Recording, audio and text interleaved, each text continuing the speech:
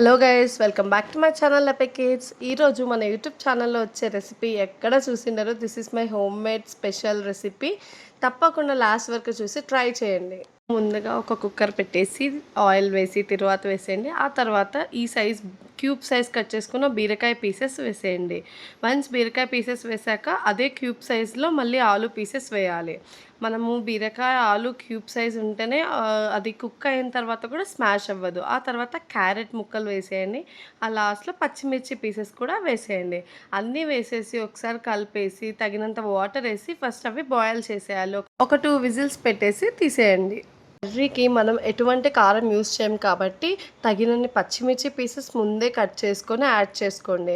తర్వాత కాస్త salt and పసుపు వేసి ఒకసారి కలిపేసి 2 మినిట్స్ బాయిల్ చేసి పక్కకు పెట్టేసుకోండి. నెక్స్ట్ కావాల్సిన ప్రాసెస్ ఏంటంటే మనము ముందుగానే నైట్ నానబెట్టేసిన బియ్యం కావాలన్నమాట. సో నైట్ నానబెట్టిన బియ్యాన్ని ఇలా తీసుకొని మళ్ళీ వాష్ చేసుకొని మిక్సర్లో వేసేసుకోండి.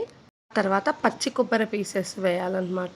ఎంత సన్నగా ఉంటే అంత ఈజీగా గ్రైండ్ అవుతుంది. అంతే. పచ్చి కొబ్బరి వేసిన తర్వాత ఇలాచీ కూడా యాడ్ చేయాలన్నమాట. ఒక 2 ఇలాచీ యాడ్ చేయండి చాలు. అసలు ఎంత మంచి టేస్ట్ అండ్ స్మెల్ వస్తుందంటే మీకే అర్థమవుతుంది ఈ కర్రీ స్పెషల్. వాటర్ వేసేసి గ్రైండ్ చేయడమే. గ్రైండ్ కూడా కచ్చా పచ్చా కాదు, నీట్గా పేస్ట్ అవ్వాలన్నమాట. చూపించాను కదా వీడియోలో, అలా అవుతేనే మంచి టేస్ట్ వస్తుంది కర్రీకి.